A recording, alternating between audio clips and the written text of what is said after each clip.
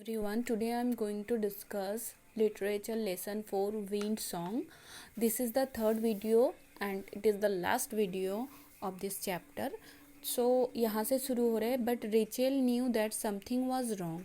Rachel को पता था कि कुछ गलत था. While Sir Gallant stopped singing from time to time, he had always hopped about his cage.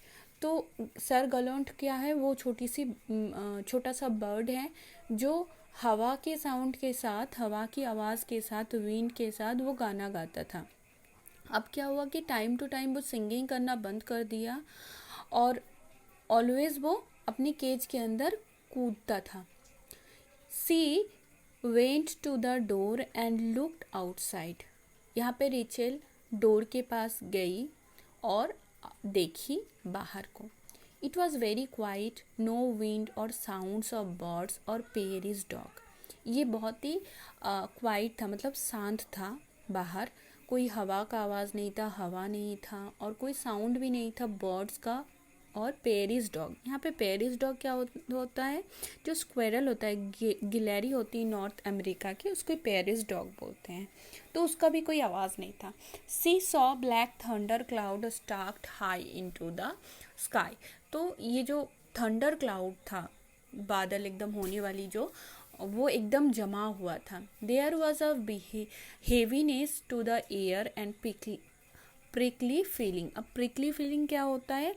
जिसको हम बोलते हैं कि चुभने वाली एक फीलिंग उनको आ रही थी. The man's word echoed in Rachel mind. अब रेचल के माइंड में जो जहाँ से वो बर्ड खरीदी थी, उनकी बात जो है इको हो रहा था, मतलब बार बार आना, जिसको इको बोलते हैं. It's listen to the wind. ये हवा को सुनती है या सुनता है. Rachel thought about sir Gallant odd behaviour and the angry thunder clouds and how strange it feel. Gallant के जो ओड बिहेवियर था और एंग्री थंडर क्लाउड. अब एंग्री थंडर क्लाउड क्या है कि जो बरसात होने से पहले बादल गरजना वगैरह, वो थोड़ा एंग्री टाइप का लगता है, इसी को बोला गया है. When she listened carefully, she caught a faint rumble of thunder. तो बादल गरजना जो है वो रंबल जिसको है बोलते हैं, ये डीप साउंड या continuous sound of the thunder का कॉन्टिन्यूअस साउंड से वो फेंट थी.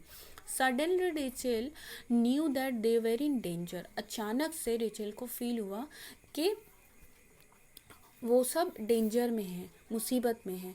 तो वो क्या बोली? Mother, she shouted, it's a tornado. Tornado चक्रवात जैसा होता है, तूफान. तो वो चिल्लाई माँ को और बोली ये टोर्नेडो है. Immediately the family ran to the cellar. अब सेलर क्या होता है? अंडरग्राउंड बोलो या तहखाना बोल सकते हो. At the side of the house, house के एक साइड में एक तहखाना था, वहाँ पे सब चले गए. Rachel ran to the field to warn her father. उनके पिता को वार्न करने के लिए वो फील्ड की तरफ दौड़ के भाग के गई. साउटिंग एंड वेविंग हार आर्म्स. तो वो चिल्लाई और अपने हाथ लहरा के, मतलब हाथ हिला के बताई. What's wrong? He yelled. यहाँ पे कौन है? पापा जो मुझे क्या हुआ है? टॉर्नेडो, सी साउटेड. उसने चिल्ला के कहा. I don't see anything but I can bring in the animals. I will come back to the house with them. तो बोले ऐसा तो मुझे कुछ नहीं लग रहा है, मैं अपने एनिमल को लेके आऊँगा और घर वापस आऊँगा उनके साथ. No, there is no time. मतलब वो काम फिनिश करने का टाइम नहीं है. As they ran to the cellar. वो तहखाना के अंदर रन मतलब भाग के गए. Rain drench their bodies and thunderous roaring pounded the air. अब पाउंडेड होता है ईयर, बहुत मतलब बहुत तेज़ी से आना. अब देखो जो चक्रवात होता है उसका तूफान आना कितनी भयंकर होता है, कितनी ज़्यादा आवाज़ करती है, कितनी ज़्यादा हवा तेज़ होता है, जिससे घर उड़ जाते हैं और पेड़ पौधे गिर जाते हैं, घर गिर जाता है, तो बहुत प्रॉब्लम होती है. तो उस सिचुएशन इन लोगों का भी हुआ था. The tornado lasted only minutes. Tornado जो है ज़्यादा देर नहीं रहता है, 1 मिनट के लिए था. ऑल दो it feel like ours. But ये कैसा लगता है, वो 1 मिनट जैसा लगता है 1 घंटे के बराबर। When the family finally emerged from their shelter, they were relieved to find their cabin intact.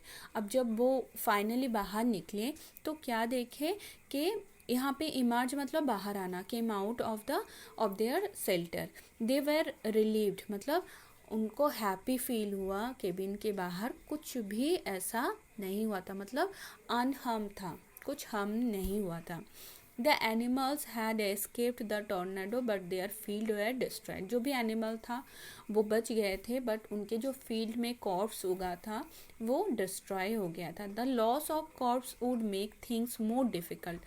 तो ये जो लॉस था, खेती उन्होंने किया था, कॉर्प्स उगा था, तो वो ख़राब हो जाना, मतलब उसको डिस्ट्रॉय हो जाना, तो चीज़ों को जो है डिफ़िकल्ट और कठिन बना देती है। But they felt happy to be alive, but वो लोग जिंदा थे, उसी से खुश थे। They were safe because of a little yellow bird. उस लिटिल येल्लो बर्ड की वजह से वो लोग बच गए थे। अब यहाँ पे आप लोगों को क्वेश्चन आ सकता है कि कैसे आप को पता चला, मतलब उस लिटिल बर्ड ने ऐसा किया क्या। तो एक चीज़ मैं बताऊं कि ये जो नेचुरल कैलामिटीज़ होती है, जैसे कि अर्थक्वेक होते हैं, टॉर्नेडो आते हैं, तो इस ये चीज़ हम पहले से नहीं प्रेडिक्ट कर सकते हैं कि भूकंप आ रहा है कि नहीं, बट इस किस चीज़ से हम इसको समझ सकते हैं कि भूकंप या टॉर्नेडो या तूफान आने वाली है। Behaviour of animal and bird और एनिमल के जो बिहेवियर होते हैं वो थोड़े चेंज हो जाते हैं, तब हम लोगों को समझ में आता है कि कोई भी नेचुरल कैलामिटी आ सकता है। तो रेचल को भी ये जो बर्ड सिंगिंग करना बंद कर दिया और केज में हमेशा जो है हॉफ करना, मतलब कूदना, ये सारी चीज़ों से उसको समझ में आ गया कि कुछ ना कुछ गलत होने वाला है या कुछ कैलामिटीज़ आने वाले हैं। तो इसी वजह से वो पहले से तहखाना के अंदर चले गए, तो वो सब बच गए थे। तो आई होप कि यहाँ तक आप लोगों को समझ में आया। ये लास्ट वीडियो है, यहाँ तक हम लोगों की स्टोरी ख़त्म होती है। Thank you.